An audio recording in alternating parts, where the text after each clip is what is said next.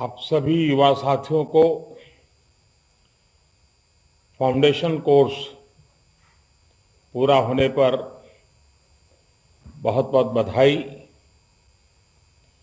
आज होली का त्योहार है। मैं समस्त देशवासियों को, आपको, एकेडमी के लोगों को और आपके परिवारों को होली की बहुत बहुत शुभकामनाएं देता हूं। मुझे खुशी है कि आज आपकी एकेडमी सरदार वल्लभ भाई पटेल, लाल बहादुर शास्त्री को समर्पित पोस्टल सर्टिफिकेट भी जारी किए गए हैं। आज नए स्पोर्ट्स कॉम्प्लेक्स का उद्घाटन और हैप्पी वैली कॉम्प्लेक्स का लोकार्पण भी हुआ है। ये सुविधाएं टीम स्पिरिट की, हेल्थ और फिटनेस की भावना को सशक्त करेगी, सिविल सेवा को और स्मार्ट और एफिशिएंट बनाने में मदद करेगी। साथियों, बीते वर्षों में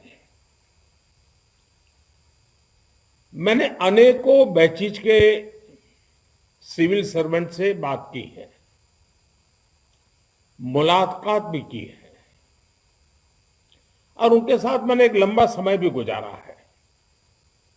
लेकिन आपका जो बैच है ना, मेरी दृष्टि से बहुत स्पेशल है। आप भारत की आजादी के 75वें वर्ष में इस अमृत महोत्सव के समय अपना काम शुरू कर रहे हैं। हम में से बहुत से लोग उस समय नहीं होंगे जब भारत अपनी आजादी के 100वें वर्ष में प्रवेश करेगा। लेकिन आपका ये बैच उस समय भी रहेगा, आप भी रहेंगे।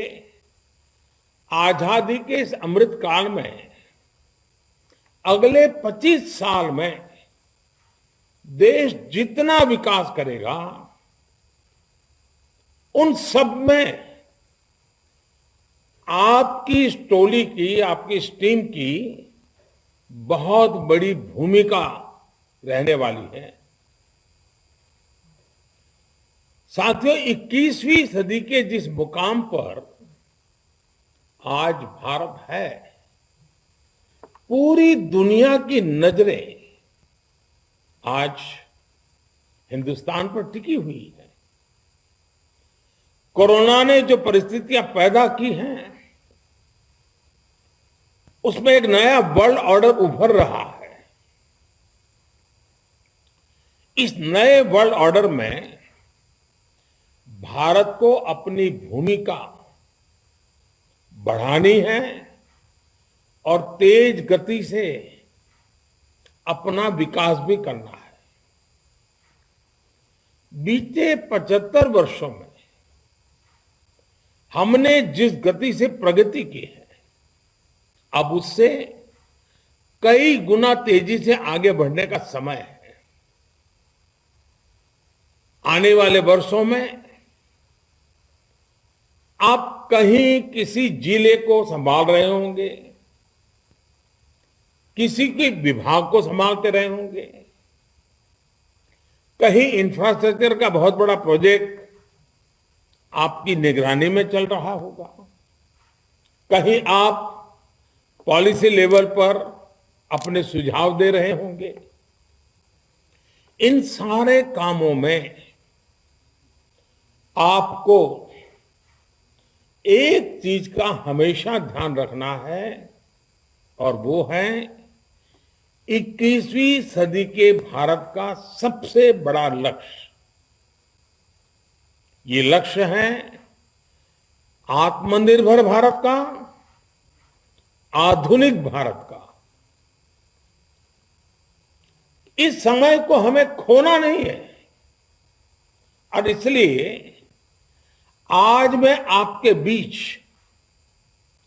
बहुत सारी अपेक्षाएं लेकर आया हूं। ये अपेक्षाएं आपके व्यक्तित्व से भी जुड़ी हैं और आपके कर्तृत्व से भी जुड़ी हुई है, आपके काम करने के तौर तरीकों से भी, वर्क कल्चर से भी जुड़ी हुई है। और इसलिए मैं शुरुआत करता हूं कुछ छोटी छोटी बातें जो आपके व्यक्तित्व के लिए हो सकता है कुछ काम आ जाए।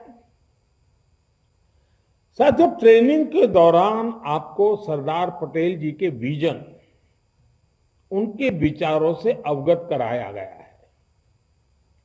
सेवा भाव और कर्तव्य भाव, इन दोनों का महत्व आपकी ट्रेनिंग का अभिन्न हिस्सा रहा है। आप जितने वर्ष भी इस सेवा में रहेंगे, आपकी व्यक्तिगत और प्रोफेशनल सफलता का पैमाना यही फैक्टर रहना चाहिए।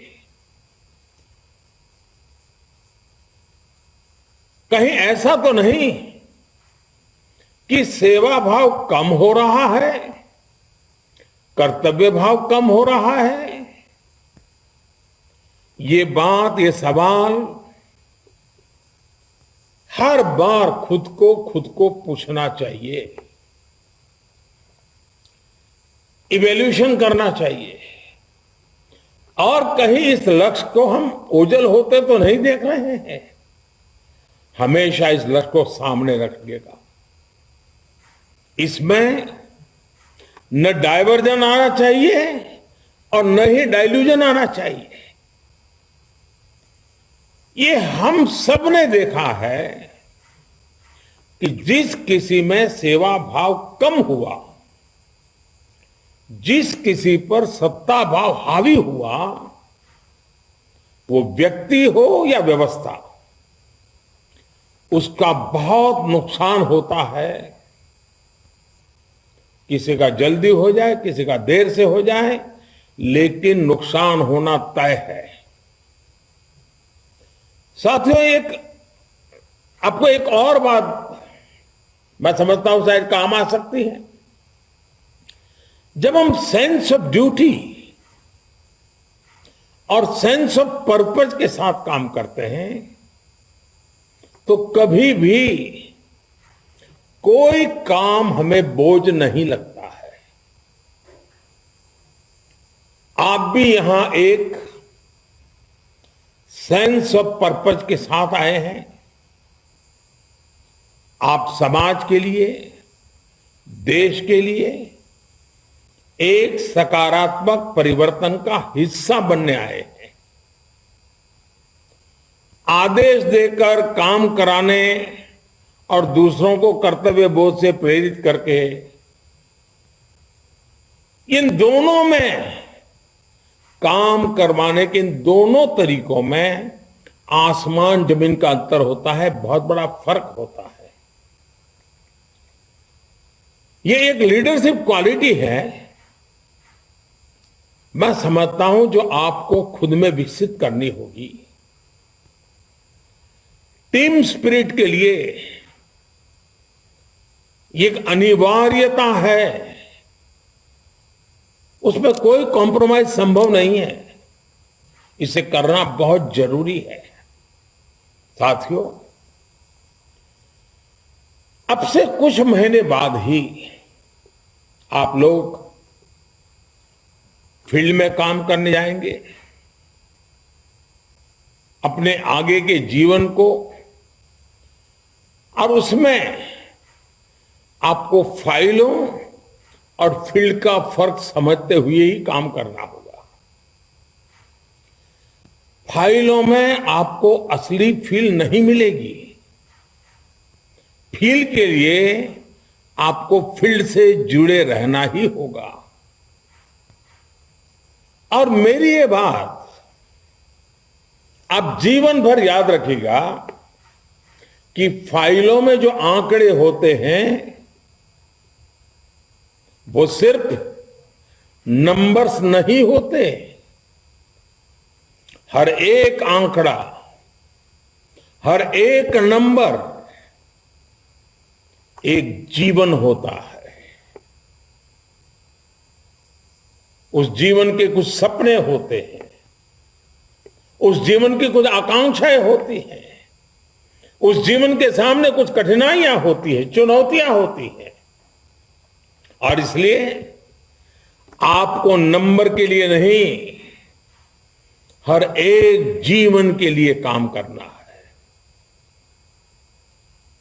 मैं आपके सामने मेरे मन की एक भावना और भी रखना चाहता हूं, और ये मंत्र आपको निर्णय लेने का साहस भी देगा, और इसे फॉलो करेंगे तो आपसे गलती होने की संभावना भी कम होगी। साथियों, आप जहां भी जाएंगे आप में एक उत्साह होगा, उमंग होगा, कुछ नया करने का जज्बा होगा, बहुत कुछ होगा। मैं ये कर दूं, मैं वो कर दूं, मैं इसको बदलूं, मैं उठा के पटक के दूं, सब कुछ होगा मन में। लेकिन मैं आपसे आग्रह करूंगा कि ऐसा मन में जब भी विचार आएगा, हाँ ये ठीक नहीं है, बदलाव होना चाहिए, तो आप बरसों पहले की अनेकों ऐसी व्यवस्थाएं दिखेगी, अनेकों नियम कायदे मिलेंगे जो आपको इरेलेवेंट लगते होंगे, पसंद नहीं आते होंगे, आपको लगता है ये सब बोझ है और वो सब गलत होगा। ऐसा मैं नहीं कहता, नहीं होगा। आपके पास पावर होगा तो मन करेगा नहीं ये करो, वो नहीं, देखना करो, फलाना नहीं फलाना करो, ये हो जाएगा। लेकिन थोड़ा धैर्य के साथ, कुछ पल सोच करके, मैं एक रास्ता दिखाता हूं, उस पर चल सकते हैं क्या? एक सलाह मैं देना चाहता हूं, वो व्यवस्था क्यों बनी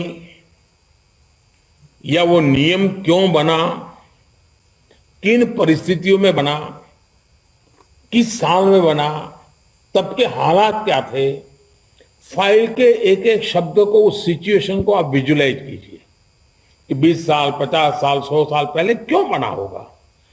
उसके रूट कॉज को जरूर समझने की कोशिश कीजिए और फिर सोचिए, उसका यानी पूरी तरह स्टडी करिएगा कि जो व्यवस्था बनाई गई थी उसके पीछे कोई न कोई तर्क होगा, कोई सोच होगी, कोई रिक्वायरमेंट होगी। इस बात की तह तक जाइएगा कि जब वो नियम बनाया गया था तो उसके पीछे की वजह क्या थी। जब आप अध्ययन करेंगे, किसी समस्या के रूट कॉज तक जाएंगे, तो फिर आप उसका परमानेंट सॉल्यूशन भी दे पाएंगे। हड़बड़ी में की हुई बातें तत्कालीन तो ठीक लगेगी, लेकिन परमानेंट सॉल्यूशन नहीं निकालेंगी। और इन सारी चीजों की गहराई में जाने से आपका उस क्षेत्र के एडमिनिस्ट्रेशन पर पूरी पकड़ आ जाएगी। और इतना कुछ करने के बाद जब आपको निर्णय लेना हो, तो फिर एक बात और याद रखिएगा, महात्मा गांधी हमेशा कहा करते थे कि अगर आपके निर्णय से समाज की आखिरी पंक्ति में खड़े व्यक्ति को लाभ होगा, तो फिर आप उस निर्णय को लेने में संकोच मत करिएगा। मैं इसमें एक बात और जोड़ना चाहता हूं, आप जो भी निर्णय करें, जो भी व्यवस्था परिवर्तन करें, ये पूरे भारत के संदर्भ में अवश्य सोचें, क्योंकि हम ऑल इंडिया सिविल सर्विस को रिप्रेजेंट करते हैं। हमारे दिमाग में निर्णय भले लोकल होगा, लेकिन सपना समग्र देश का होगा। साथियों, आजादी के इस अमृत काल में हमें रिफॉर्म, परफॉर्म, ट्रांसफॉर्म को नेक्स्ट लेवल पर ले जाना है। इसलिए ही आज का भारत सबका प्रयास की भावना से आगे बढ़ रहा है।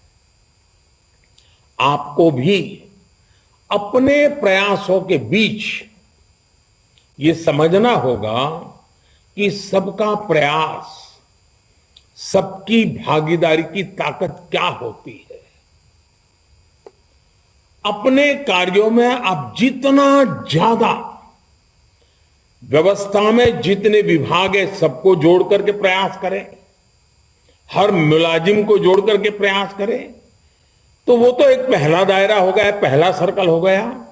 लेकिन बड़ा सर्कल सामाजिक संगठनों को जोड़े, फिर जन सामान्य को जोड़े।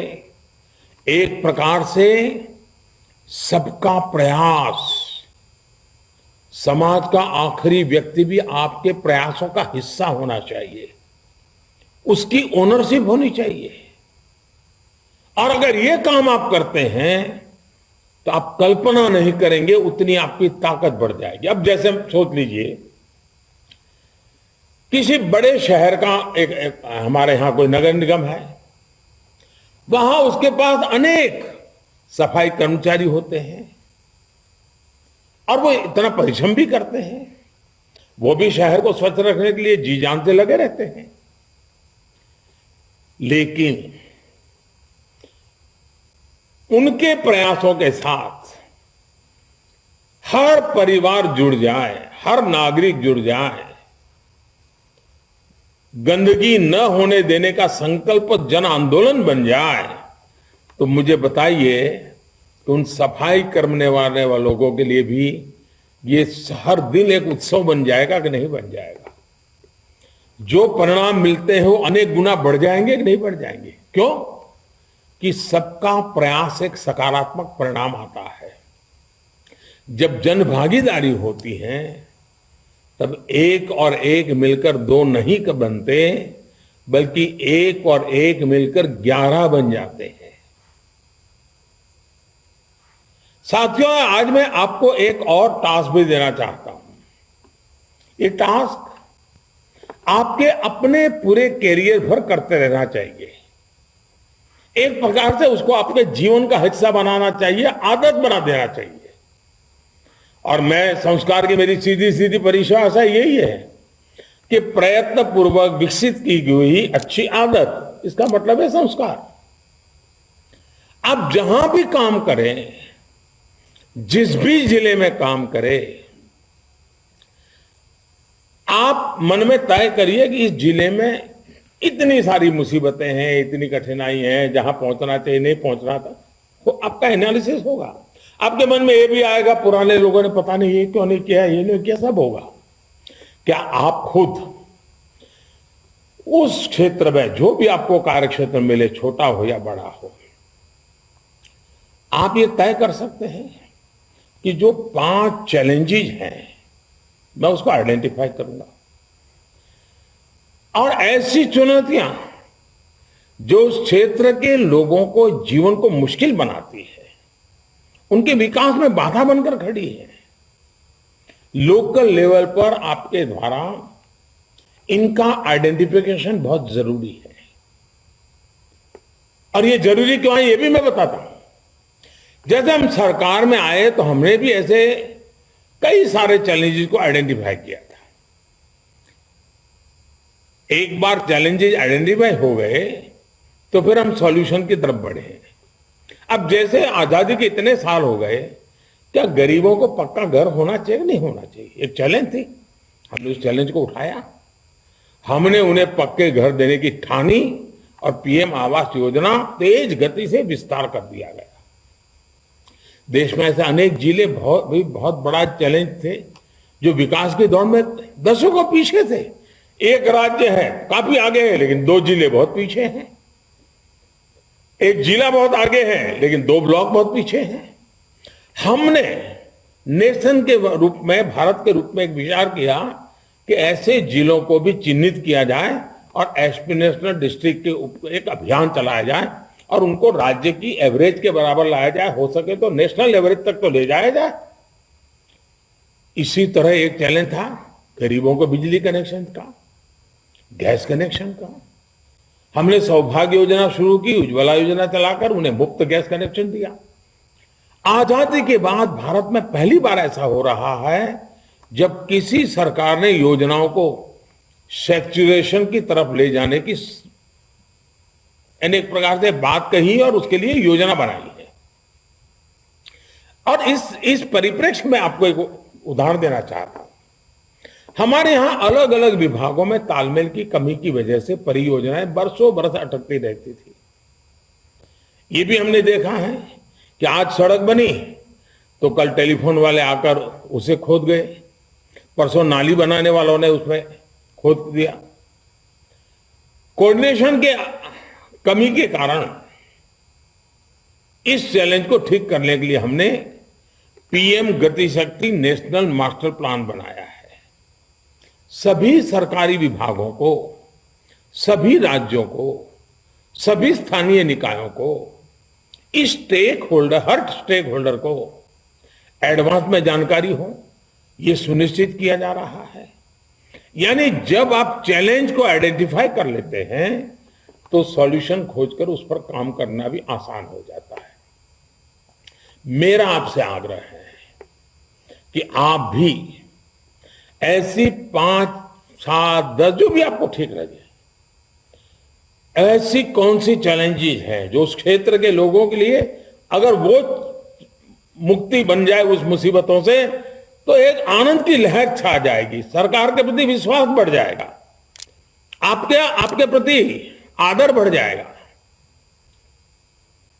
और मन में तय किए कि मेरे कार्यकाल में मैं इस क्षेत्र को इस समस्या से मुक्त करके रहूंगा।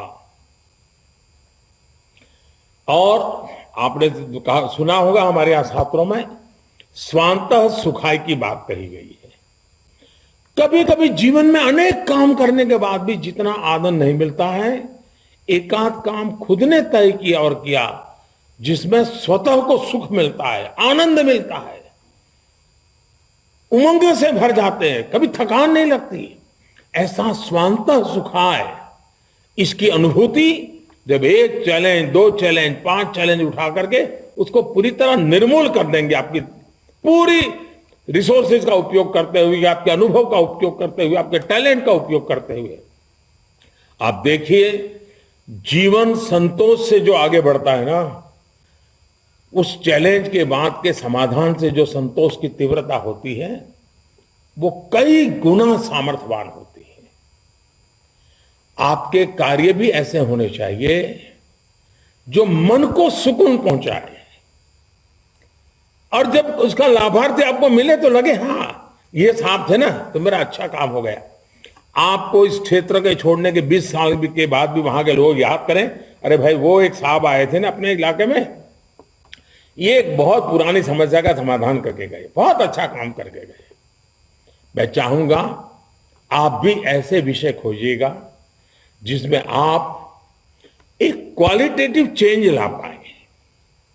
इसके लिए आपको इंटरनेशनल स्टडीज खंगालनी पड़े तो भी करिएगा, कानून का अध्ययन करना पड़े तो वो करिएगा, टेक्नोलॉजी की मदद लेनी भी पड़ी तो वो भी करिए, उसमें भी पीछे मत आइए। आप सोचिए, आप सैकड़ों लोगों की शक्ति देश के अलग अलग जिलों में एक साथ लगेगी। आप 300-400 लोग हैं, यानी देश के आधे जिलों में कहीं न कहीं आपके पैर पड़ने वाले हैं। मतलब आधे हिंदुस्तान में आप एक नई आशा को जन्म दे सकते हैं मिलकर के। कितना बड़ा बदलाव आएगा, आप अकेले नहीं हैं। 400 जिलों में आपकी ये सोच, आपका ये प्रयास, आपका ये कदम, आपका एक इनिशिएटिव आधे हिंदुस्तान पे प्रभावित कर सकता है। साथियों, सिविल सेवा के ट्रांसफॉर्मेशन के इस दौर के हमारी सरकार रिफॉर्म से सपोर्ट कर रही है। मिशन कर्मयोगी और आरंभ प्रोग्राम इसका ही एक हिस्सा है। मुझे बताया गया है कि आपकी एकेडमी में भी ट्रेनिंग का स्वरूप अब मिशन कर्मयोगी पर आधारित कर दिया गया है। मुझे विश्वास है इसका भी बहुत लाभ आप सभी को मिलेगा। एक और बात आपके ध्यान में लाना चाहता हूं, आप ये प्रार्थना जरूर करिएगा कि भविष्य में आपको कोई आसान काम न मिले। मैं देख रहा हूं आपके चेहरे जरा उतर गए मैंने ये कहा तो। आप ऐसी प्रार्थना कीजिए कि आपको कोई आसान काम न मिले। आपको लगेगा कि ऐसा कैसा प्रधानमंत्री है कि वह ऐसी सलाह दे रहा है। आप हमेशा खोज खाद करके चैलेंजिंग जॉब का इंतजार कीजिए। आज कोशिश कीजिए कि आपको चैलेंजिंग जॉब मिले। चैलेंजिंग जॉब का आनंद ही कुछ और होता है। आप जितना कंफर्ट जोन में जाने के सोचेंगे उतना ही अपनी प्रगति और देश की प्रगति को रोकेंगे। आपके जीवन में ठहराव आ जाएगा। कुछ साल के बाद आपका जीवन ही आपके लिए बोझ बन जाएगा। अभी आयु के उस पड़ाव पर है आप जब आयु आपके साथ है। अभी रिस्क टेकिंग कैपेसिटी सर्वाधिक इस उम्र में होती है।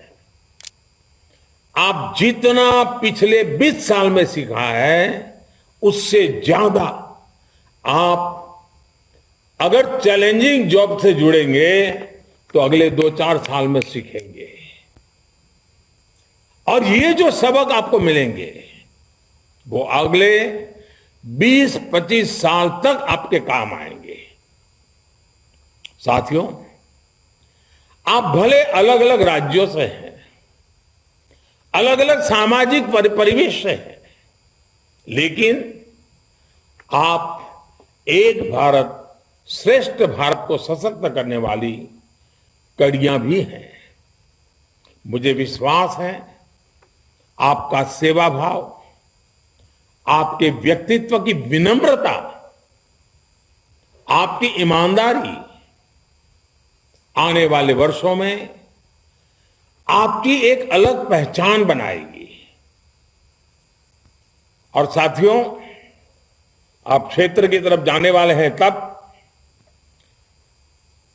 मैंने बहुत पहले एक सुझाव दिया था, मुझे मालूम नहीं इस बार हुआ है कि नहीं हुआ है, कि जब एकेडमी में आते हैं तो आप एक लंबा निबंध लिखिए कि इस फील्ड में आने के पीछे आपकी सोच क्या थी, सपना क्या था, संकल्प क्या था, आप आखिरकार इस धारा में क्यों आए हैं, आप क्या करना चाहते हैं, जीवन को इस सेवा के माध्यम से आप कहां पहुंचाना चाहते हैं, आपके सेवा का क्षेत्र है उसको कहां पहुंचाएं, उसका एक लंबा ऐसे लिख करके आप एकेडमी को जाइए, क्लाउड में रख दिया जाए उसको।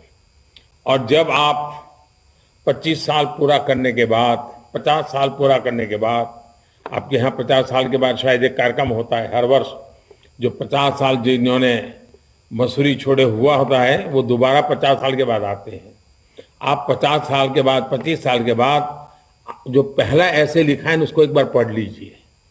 जिन सपनों को लेकर के आए थे, जो लक्ष्य तय करके आए थे, 25 साल के बाद उस ऐसे को फिर पढ़ करके जरा हिसाब लगाइए कि आप सचमुच में जिस काम के लिए चले थे वही दिशा में हैं या कहीं भड़क गए हैं।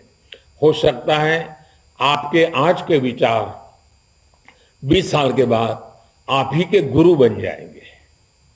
और इसलिए ये बहुत आवश्यक है कि आप न लिखा हो तो वहां लिख करके ही ये कैंपस छोड़ के जाइए। दूसरा मेरा इस कैंपस में और डायरेक्टर वगैरह से आग्रह है कि आपके ट्रेनिंग के बहुत सारे क्षेत्र हैं, आपके यहाँ लाइब्रेरी है, सब है, लेकिन 2 चीजों को आपकी ट्रेनिंग में जोड़ना चाहिए। एक आर्टिफिशियल इंटेलिजेंस का एक अच्छा लैब हमारे यहाँ होना चाहिए और हमारे सभी अफसरों को ट्रेनिंग का वो हिस्सा बनाना चाहिए। उसी प्रकार से एक डेटा गवर्नेंस एक थीम के रूप में हमारे सारे ट्रेनिंग के ट्रेनिंग का हिस्सा होना चाहिए डेटा गवर्नेंस। आने वाला समय डेटा एक बहुत बड़ी शक्ति बन चुका है। हमें डेटा गवर्नेंस की हर चीज को सीखना समझना होगा और जहां जाए वहां लागू करना होगा। इन दो चीजों को भी अगर आप जोड़ें, ठीक है ये लोग तो जा रहे हैं, उनको तो शायद नसीब नहीं होगा, लेकिन आने वाले लोगों के लिए होगा। और दूसरा, हो सके तो ये आपका जो कर्मयोगी मिशन चलता है उसमें डेटा गवर्नेंस का एक सर्टिफिकेट कोर्स शुरू हो, ऑनलाइन लोग एग्जाम दे, सर्टिफिकेट प्राप्त करें।